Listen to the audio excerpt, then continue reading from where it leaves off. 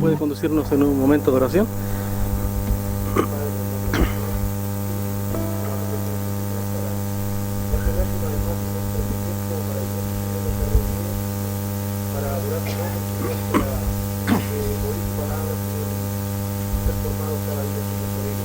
Amén, Señor.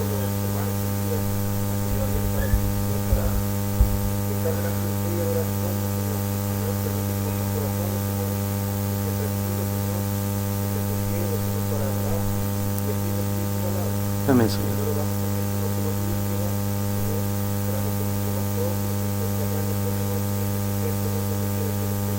Amén, Señor.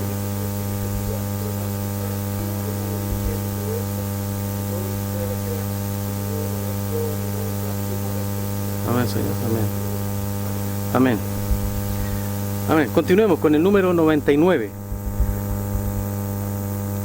Número 99. Años mi alma en vanidad vivió.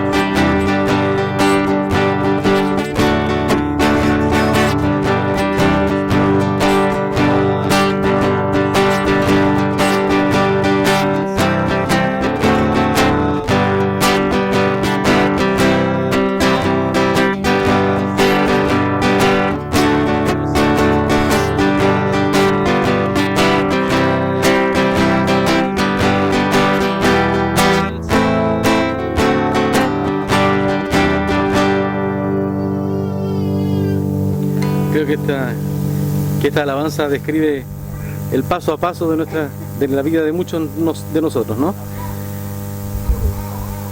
Cantemos el tercero antes de pasar al mensaje de la palabra de esta tarde, el número 164.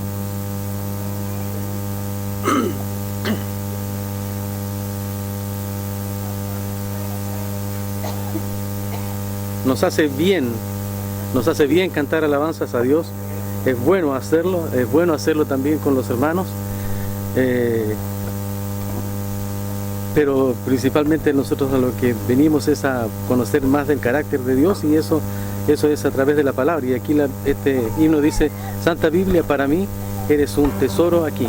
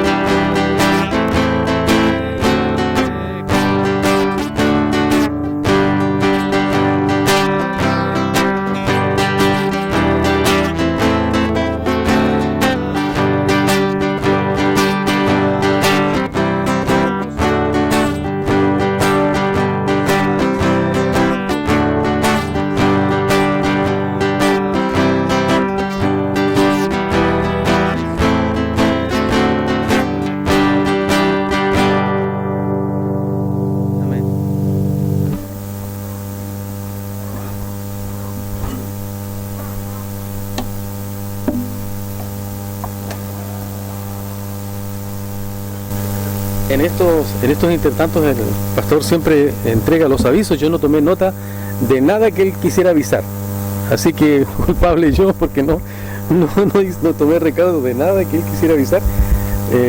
Tampoco me ha dicho nada que fuera particularmente importante que me hubiera escrito para que les anuncie, así que no tenemos anuncios hoy día.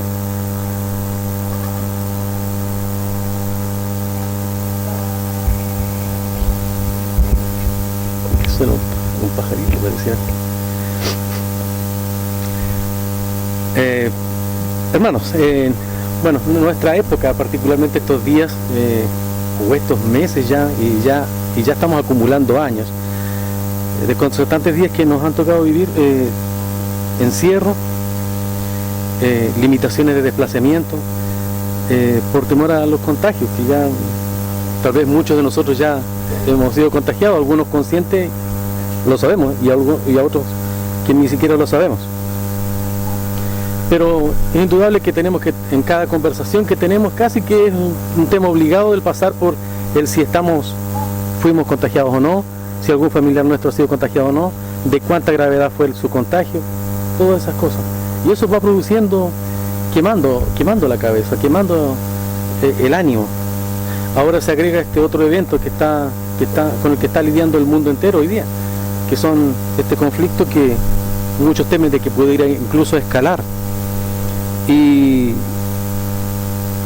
ya nos cubre todas las noticias, al medio al que nos introduzcamos, aún aquellos medios selectos que pudiéramos nosotros tener, siempre van a estar indicándonos que hay tal o cual conflicto y cuánto riesgo existe de que esto también escale. Y eso también nos afecta, porque nuestro país es tan pequeño que aun cuando no se viera envuelto en el conflicto en sí directamente, de todas maneras, de alguna manera nos va a afectar, de alguna manera nos va a golpear. Y en esta época así, en épocas como esta, es cuando se hace más necesario que nunca hablar de un tema que muchas veces es poco considerado dentro del círculo de nuestras iglesias, y me refiero a hablar de teología. Recién estábamos hablando con el hermano Andrés, y muy interesante la conversación, hermano Andrés. Es como, son necesarias esas conversaciones, no es llegar a sentarse para poder inquirir en uno mismo. ¿Por qué es que esto lo pienso? ¿Por qué es que esto lo creo? ¿Por qué es que esto no lo creo? ¿Por qué es que esto lo busco o no lo busco? Esas cosas, esa es la cosa más importante por la que podemos vivir, ¿ya?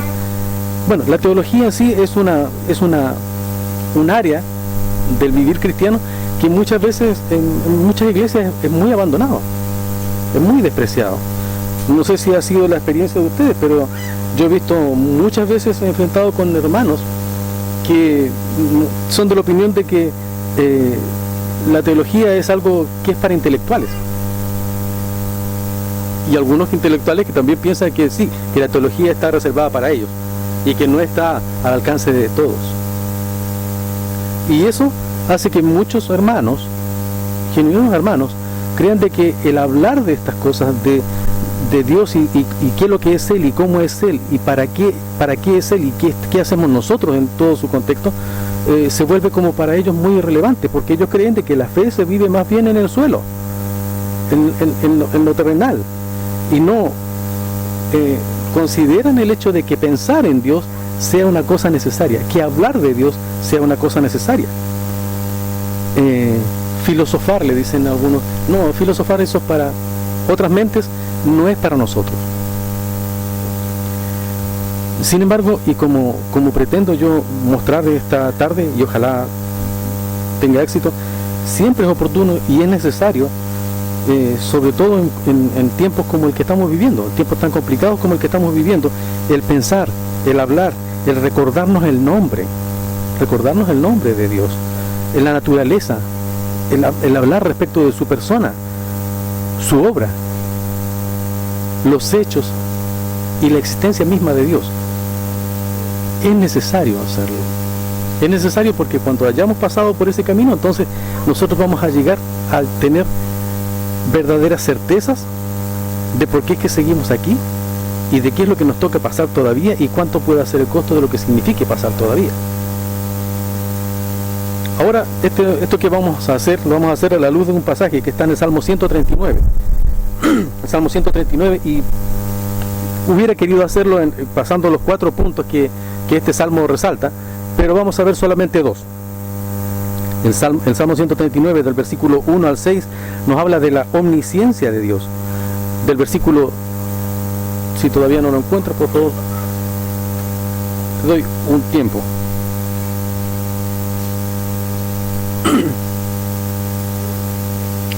Ya en ese Salmo 139, del versículo 1 al 6, el salmista nos habla de la omnisciencia de Dios. Del 7 al 12 nos habla de la omnipresencia de Dios.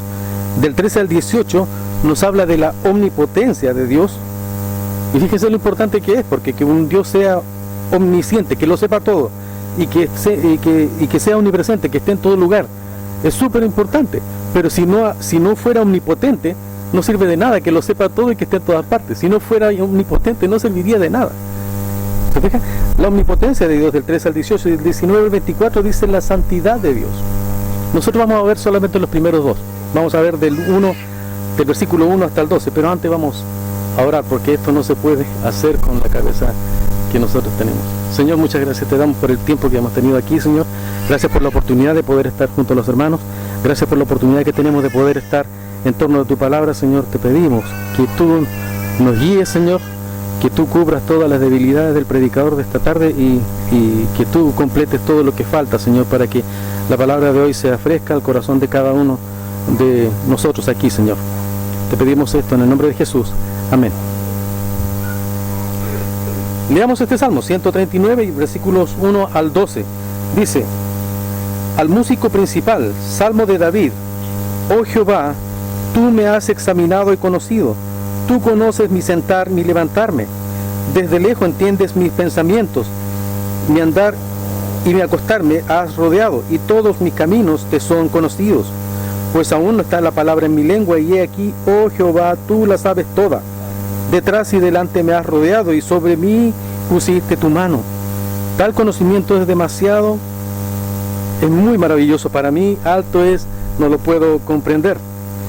¿A dónde me iré de tu espíritu? ¿O a dónde huiré de tu presencia? Si subiera al cielo, allá estás tú. Y si en el infierno hiciere mi lecho, he aquí, allí tú estás. Si tomare las alas del alba y habitare en el extremo del mar, aún allí me guiará tu mano y me asirá tu diestra. Si dijere ciertamente las tinieblas me encubrirán, aún la noche resplandecerá alrededor de mí. Aún las tinieblas no encubren de ti, la noche resplandece como el día, lo mismo te son las tinieblas que la luz. Amén.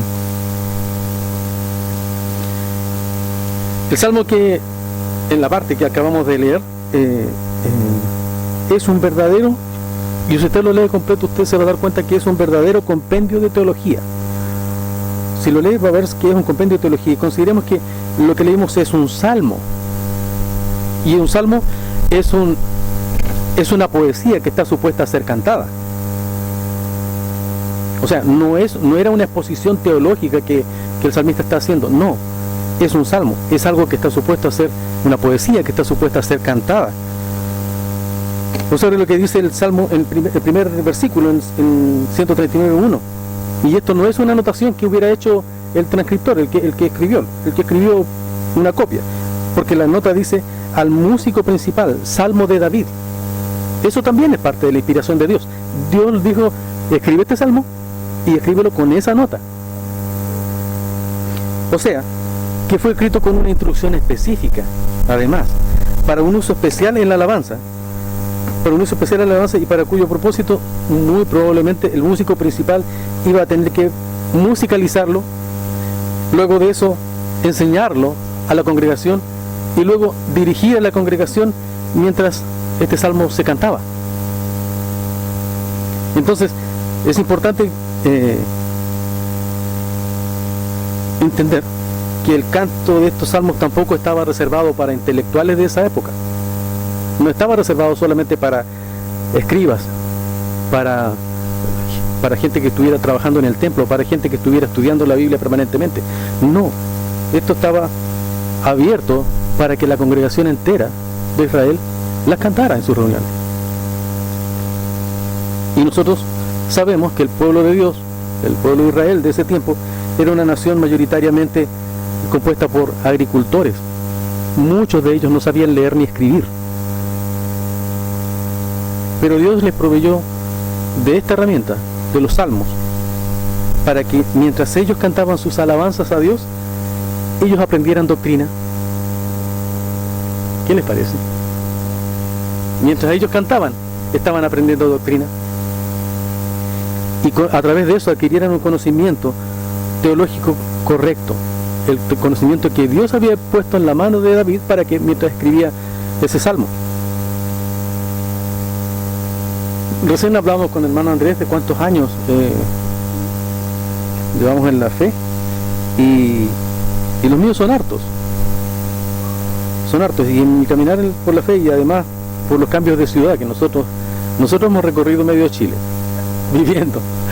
Nosotros nacimos en Puerto Montt, luego nos fuimos 1000 kilómetros al norte a Santiago, luego nos vinimos para acá como a la mitad del trayecto, y aquí estamos.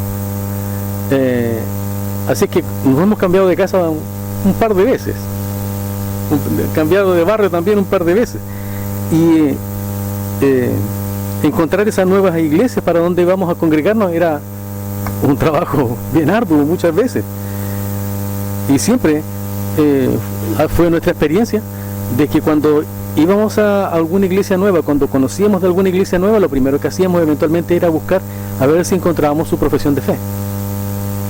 Y claro, encontrábamos una profesión de fe que se veía muy correcta, pero hacía falta ir 1 o 2 reuniones y escuchar lo que cantaban, y entonces nos dábamos cuenta de que eso no es lo que dice la Biblia. O de repente nos sentábamos, estábamos en la pausa, alguno de los que estaba coordinando invitaba a alguno de los hermanos a orar, y en la oración de esos hermanos estaban llenas de expresiones que no son correctas, y resulta que el templo entero retumbaba con amenes. Entonces allí cuando uno comienza a darse cuenta de que parece que no llegué al lugar correcto, debemos ser celosos. Nosotros debemos ser celosos de lo que cantamos, y además mezquinos a veces también con nuestros amenes, porque tenemos necesariamente que cantar y orar, pero con entendimiento. Cantar y orar con entendimiento.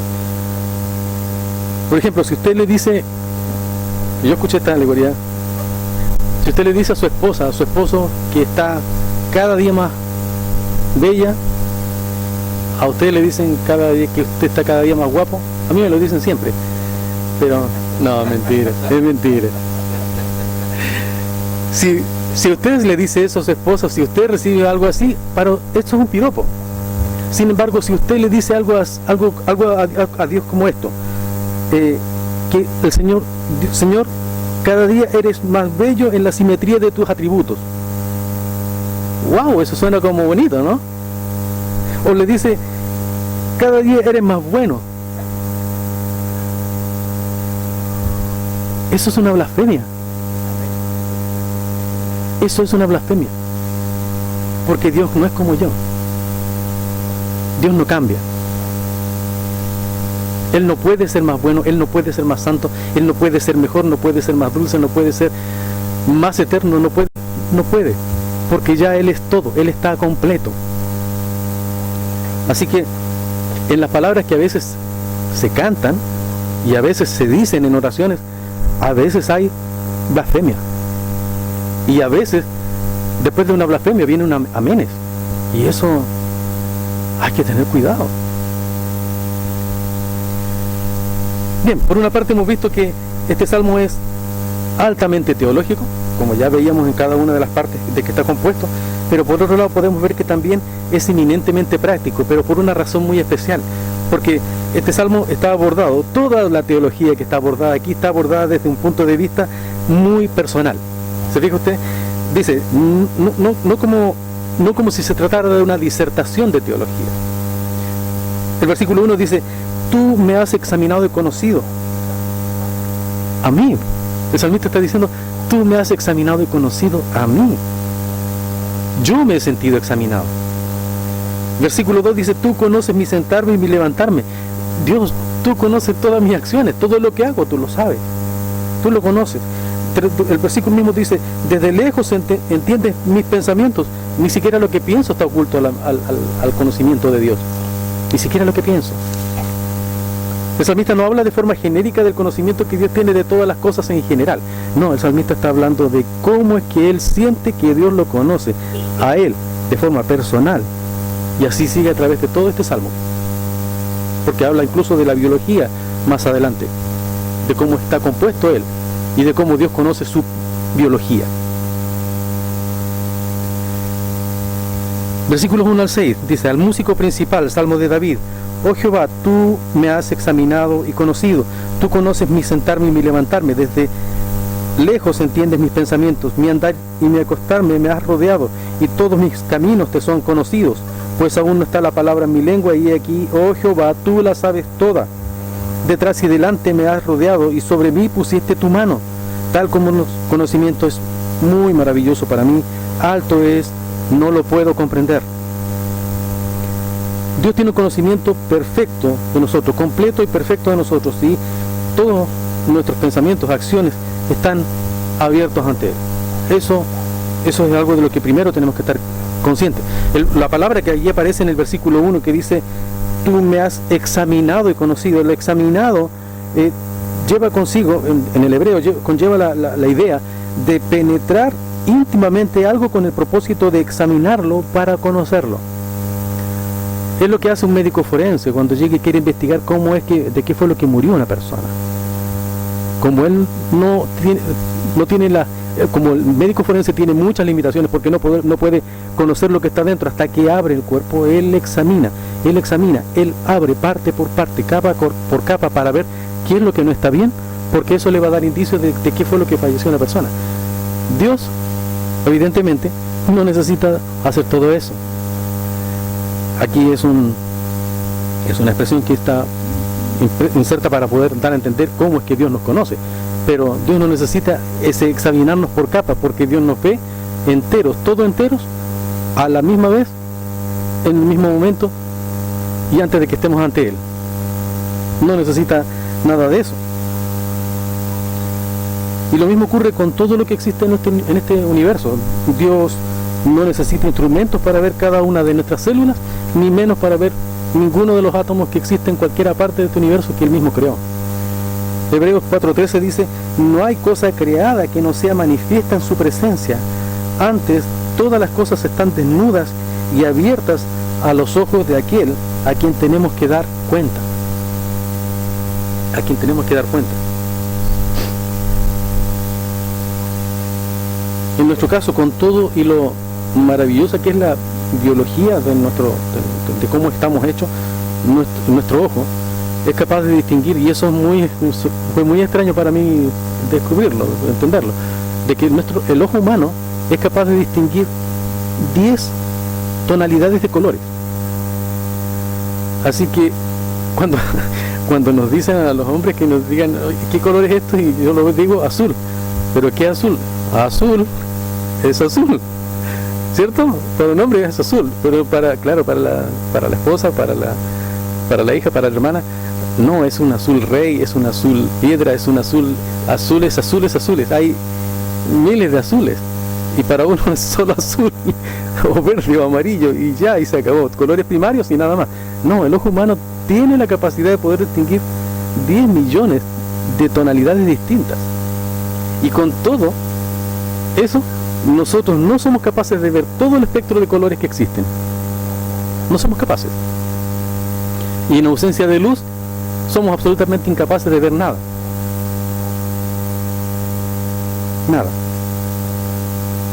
Y entonces tenemos que recurrir a herramientas como lentes de visión nocturna, como lentes de visión térmica, rayos X, escáner, resonancias, por ejemplo, para poder conocer de qué estamos enfermos, de qué nos afecta en el cuerpo, porque no somos capaces de traspasar tampoco. En cuanto encontramos algo sólido, nuestra vista no puede traspasarlo.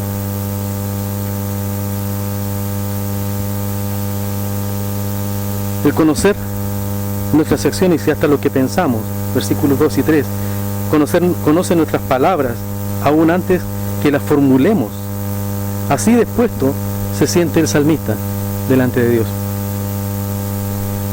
Literalmente se siente asediado, dice él en el versículo 5, dice: detrás y delante me has rodeado, como una ciudad sitiada que está. ¿Usted ha escuchado noticias estos días? Ciudades que están siendo sitiadas, que están siendo bombardeadas por varios sectores, porque de todos esos lados alguien nos está viendo. El salmista dice: detrás y delante me has rodeado. O sea, no hay área de mí que tú no conozcas, que tú no veas y que yo no sienta que tú estás viendo. Esto podría resultar intimidante. Sin embargo, para el salmista, en cambio, lo que hace es maravillarse. El versículo 6 dice: tal conocimiento es muy maravilloso para mí. Me he quedado como colgado aquí, porque estoy demasiado acostumbrado a verla en la versión Reina Valera 60, donde dice, y me parece que es más bonito como suena allí, dice: tal conocimiento es demasiado maravilloso para mí. Alto es, no lo puedo comprender. También de nosotros debería ser el mismo efecto. Piense conmigo en lo maravilloso que es que cuando oramos, muchas veces porque nos sentimos abrumados,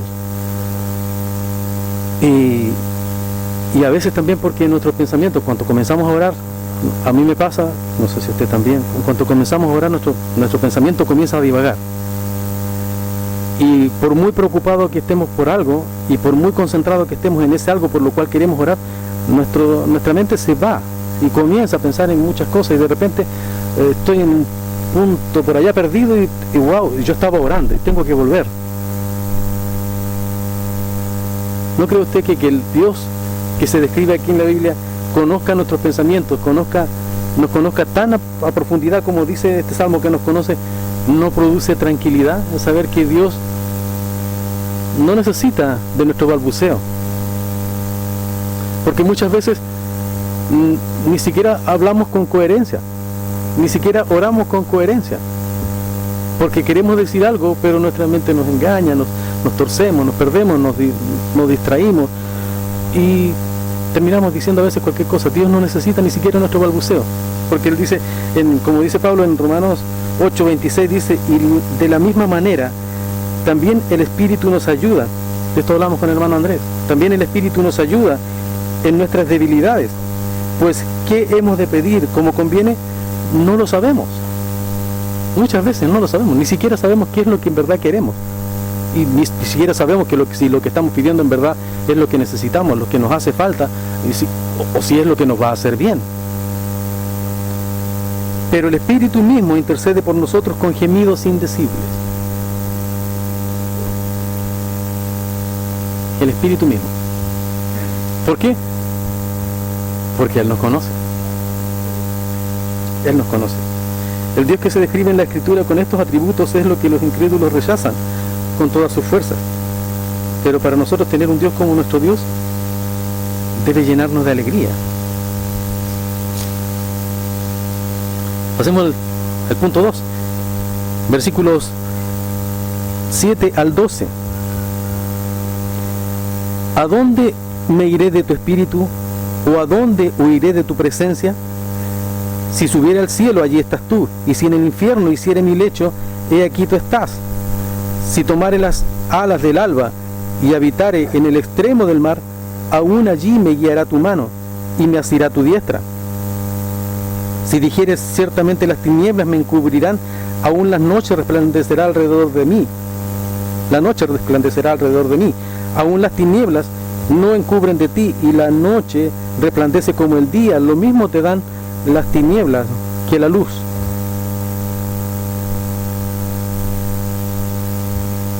Dios lo sabe todo, y aquí dice que Dios está en todas partes. Pero vamos a hacer una aclaración para poder entender esta parte, porque hay que hacer una distinción en el atributo de Dios en cuanto a su omnipresencia, que no es lo mismo que su inmensidad. No es lo mismo que su inmensidad, porque Dios ciertamente es infinitamente grande, y que por lo tanto tan grande que no puede ser contenido. Efectivamente, en ese sentido, Dios está en todas partes, porque como es tan grande, estaría en todas partes. Sin embargo, no es a eso a lo que se refiere esta característica, este atributo de Dios. Él lo trasciende todo y no puede ser contenido por ningún límite espacial. Eso es cierto. Así dice Salomón en el versículo 27 del capítulo 8, en Primera de Reyes, cuando él está en la dedicación del templo que él construyó. Y dice, 27, dice, pero ¿es verdad que Dios ha de morar sobre la tierra? He aquí el cielo y el cielo de los cielos no te pueden contener. ¿Cuánto menos esta casa que yo he edificado? ¿Ve usted? Salomón era sumamente consciente de que ¿cómo voy a contener a Dios si ni siquiera el cielo de los cielos puede contenerlo? O sea, Dios es inmenso, eso es cierto.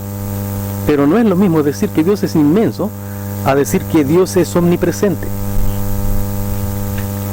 No existe un espacio tan grande que pueda contener a Dios, eso es cierto.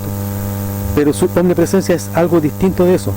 Lo que implica es que, mire, voy a repetir esto, voy a decirlo 2 veces. Dice, todo Dios está en todo lugar al mismo tiempo. Lo repito, todo Dios, la omnipresencia de Dios significa que todo Dios está en todo lugar y al mismo tiempo. Eso es omnipresencia. No es solo llenar un espacio, porque yo ya empiezo a ocupar todo el asiento del avión, porque cada vez estoy de talla más grande, ya cada vez lo ocupo más, pero no todo Sergio está en todo lugar, porque mis pies están allá abajo, mis aposentaderas están aquí en la silla, mi cabeza está por acá y mis brazos comienzan a salir cada vez más del asiento. No estoy todo yo en todo lugar, estoy por partes en cada lugar. Dios no es así.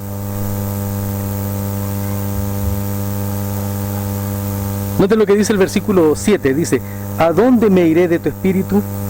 ¿O a dónde huiré de tu presencia? Y allí la palabra presencia, del hebreo en el que está escrito, esa palabra puede ser reemplazada por la palabra cara. Entonces, lo que está diciendo el salmista es, no importa hacia dónde yo me vaya, no importa dónde yo esté, siempre tengo delante de mí tu cara. Siempre tengo delante de mí tu cara. Él no es como nosotros, que aún en el lugar que nos encontramos podemos no estar enterados de que por nuestros pies está escalando alguna hormiguita. No lo sabemos. No lo sabemos porque no tenemos ojos allí en los pies, en cada lugar. Y a menos que nos pique esta hormiguita no nos vamos a enterar de que tenemos una hormiga. Sin embargo, Dios, en todas partes, cualquier lugar donde estemos, nosotros estamos delante de su cara.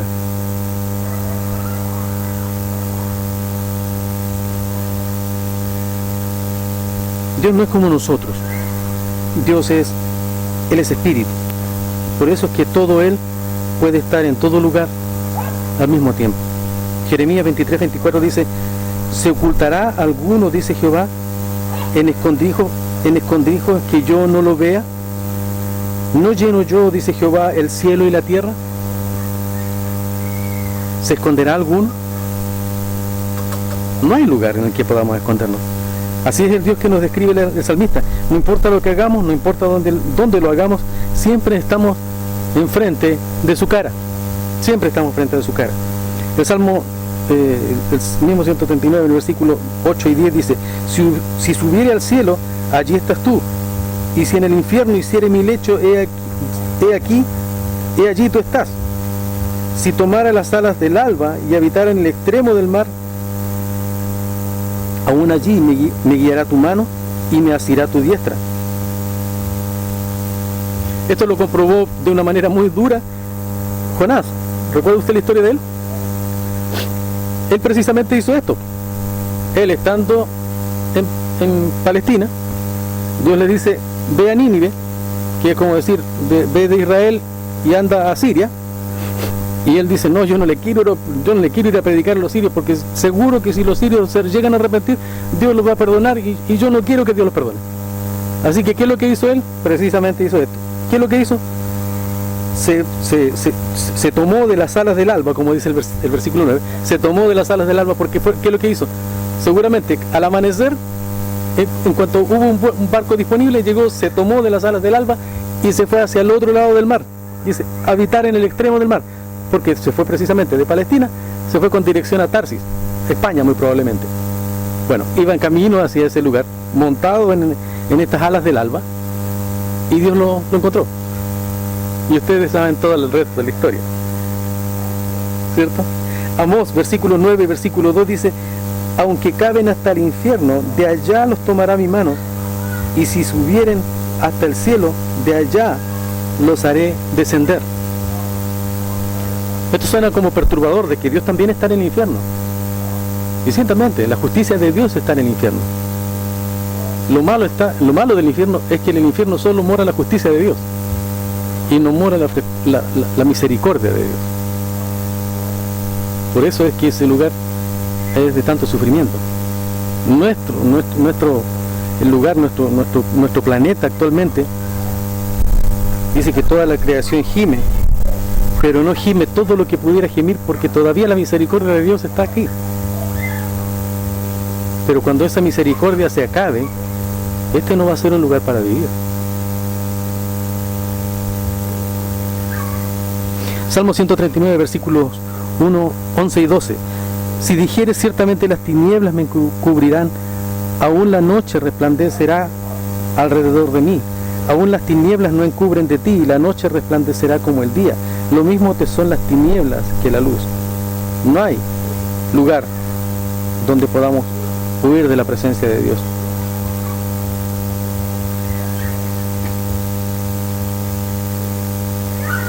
Y si fuéramos conscientes de que toda vez que estamos haciendo lo que estemos haciendo, en el lugar que lo estemos haciendo, si fuéramos conscientes de que la cara de Dios está frente a nosotros, debe ser de mucha ayuda para poder rendir cuentas diarias, para mantenernos alejados del pecado. Porque a cada momento la cara de Dios está delante de mí.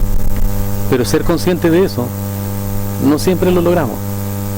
Porque si lo fuéramos, sería de gran ayuda para mantenernos alejados del pecado.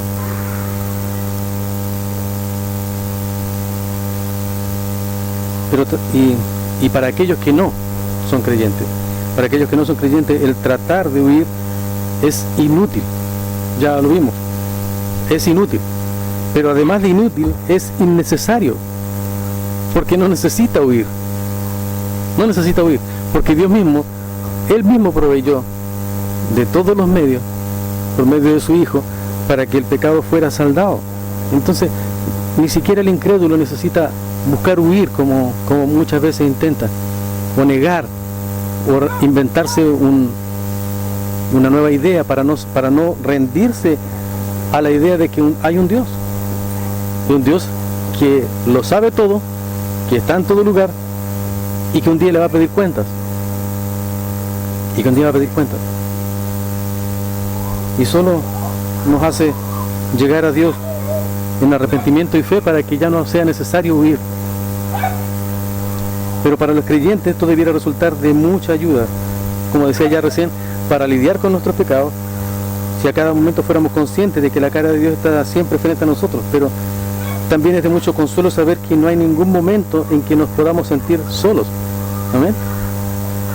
Porque siempre estamos frente a Dios, que estuvo dispuesto a el sacrificio de enviar a su Hijo para morir por nosotros. La doctrina de la omnipresencia de Dios solo nos puede producir gozo. Salmo 16, versículo 11 dice: me mostrarás la senda de la vida, plenitud de gozo hay en tu presencia, delicias en tu diestra para siempre. Eso es estar en la presencia de Dios. Y nuestra conciencia de que estamos en la presencia de Dios debiera producirnos solamente gozo. Como ya vimos, puede resultar abrumador saber que Dios, el Dios que nos describe la Biblia, un Dios que todo lo sabe y que nos conoce más a nosotros que nosotros mismos, y que además de esto está en todo lugar, todo Él al mismo tiempo. Esto es incomprensible, ciertamente, es incomprensible. Por eso es que no hay manera de que mentes tan limitadas como las de los escritores de la Biblia se hubieran inventado un Dios como este. No es posible. Hablábamos también delante con el hermano Andrés, hay pasajes en los que notoriamente uno ve que las personas que escribieron esos pasajes seguramente que no tuvieron idea de qué es lo que estaban escribiendo, no entendieron lo que estaban escribiendo. Y hacía referencia al pasaje en el que, por ejemplo, Isaías está diciendo, hablando del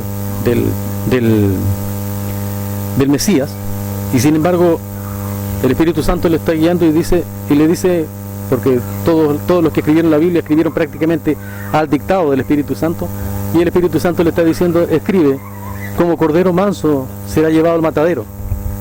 Y entonces Isaías está escribiendo como cordero manso llevado al matadero, pero no estábamos escribiendo del Mesías, no estábamos escribiendo del Mesías que viene a reinar. Y entonces, ¿cómo voy a escribir esto? Hablamos también de cómo es que más adelante, si ustedes lo leen en la casa, el mismo Salmo 139, en el versículo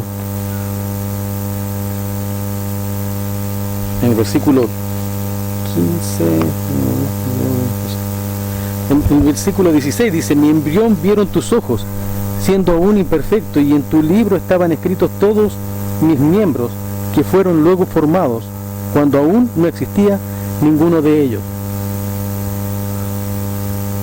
Cualquier científico hoy día diría: allí está hablando de la cadena de ADN, porque en ese libro está escrito con letras. O sea, hoy día ya sabemos que es un genoma que está escrito con letras, Y allí están escritas todas las características. Usted, si usted va a ser delgado, gordito, si va a ser pelón, si va a ser peludo, si va a ser barbón, si va a ser de ojos de qué color, todo está escrito allí, en ese libro de la vida. Hoy día, un científico diría, allí está hablando del genoma, del ADN. Cuando la Biblia al principio dice, Bereshit bara Elohim, en el principio creó Dios los cielos y la tierra. Allí está notoriamente, en el principio está el tiempo, cielos está el espacio, la tierra está la materia. Todo de lo que está hecho el universo es tiempo, materia y espacio. Nada puede existir si no están esos tres elementos. Hoy día un científico sabe de qué está hecho todo, pero quien escribió en ese momento sabía de cómo pueden intercambiarse cada uno de estos elementos por sí. O sea, recién en este siglo XX, recién pasado, Einstein hizo famosa la fórmula de es igual a C más M al cuadrado. Él lo hizo recién conocido, entendiendo que energía y materia son una cosa que están íntimamente ligados. Pero estaba así de consciente la persona que escribió Bereshit bara Elohim. Seguro que no. Por eso es que un Dios tan grande como este no puede haber sido un invento de nadie, solamente ha llegado a nosotros porque Dios mismo se reveló, y no porque nosotros pudiéramos intuirlo, pudiéramos entenderlo. Y esto debiera producirnos tranquilidad aún en tiempos como los que estamos viviendo. Amén. Oramos. Señor, muchas gracias por este tiempo. Gracias por tu palabra, Señor. Gracias porque todavía nos queda tanto que indagar en ella, Señor. Todavía nos queda tanto por comprender de ella. Y te pedimos que sea tu Espíritu Santo el que nos guíe en cada momento en que nos acercamos a ella para que nos hable. Gracias por este tiempo, Señor. Te pedimos todo en el nombre de Jesús. Amén. Vamos a ir con una última alabanza. El número 67. El número 67.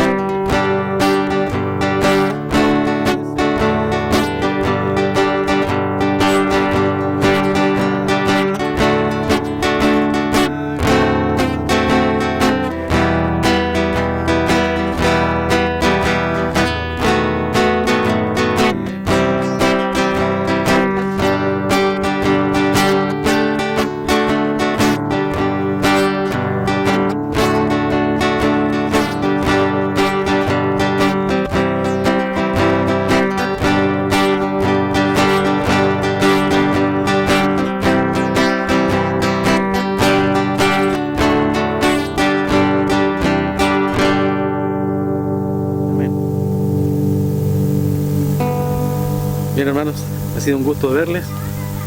Que el Señor les cuide en esta semana, que el Señor los guíe en esta semana. Y esperamos vernos en la próxima ocasión. ¿No son las verdades de Dios hermosas? Yo encuentro que entre más leo y más aprendo, más me doy cuenta que aún me falta más para aprender. La Biblia es el único libro que traspasa todo tiempo, traspasa toda cultura y aplica a mi vida y a la tuya también, y a de los otros hermanos también, de una forma distinta tal vez, pero siempre habla a nuestras vidas. La Biblia dice que la palabra de Dios es más fino que una espada de dos filos, que penetra el alma, que discierne hasta los pensamientos. Yo no sé cuál sea lo que la Biblia haya revelado en tu vida, pero si Dios te habló, tú habla con Dios ahora. Mi voz se va a apagar en un minuto y no tendrás que escucharme más, bueno, hasta la otra semana. Pero espero que tú tomes el tiempo para responder a Dios y decir: Dios, tienes toda la razón, yo estoy mal, yo tengo que cambiar esto, debo esforzarme más en esto, debo dejar que el Espíritu Santo me transforme más en esta otra área de mi vida. No dejes para mañana lo que debes hacer hoy. La obediencia indica hacerlo inmediatamente. Así que si Dios te ha dicho que deberías hacer algo, hazlo ahora. Yo no sé cuál sea lo que Dios quiere que tú hagas. Yo no sé la forma en que este mensaje te habló a ti, pero yo sé que Dios siempre habla. Yo no escucho ningún mensaje sin saber que Dios me habló a mí. Y si tú también estabas poniendo atención, estoy seguro que Dios te habló a ti. Y te invito a tomar este momento, los 5 o 10 minutos que siguen, comprométete con Dios. Voy a hacer lo que me mandas a hacer. Voy a cambiar ese aspecto específico de mi vida. La Biblia nos dice en 1 de Juan 1:9, si confesamos nuestros pecados, Él es fiel y justo para perdonar nuestros pecados y limpiarnos de toda maldad. Él es fiel y justo, pero nosotros tenemos que hacer nuestra parte. Tenemos que confesar los pecados. Y confesar simplemente significa admitir: Dios, tienes toda la razón.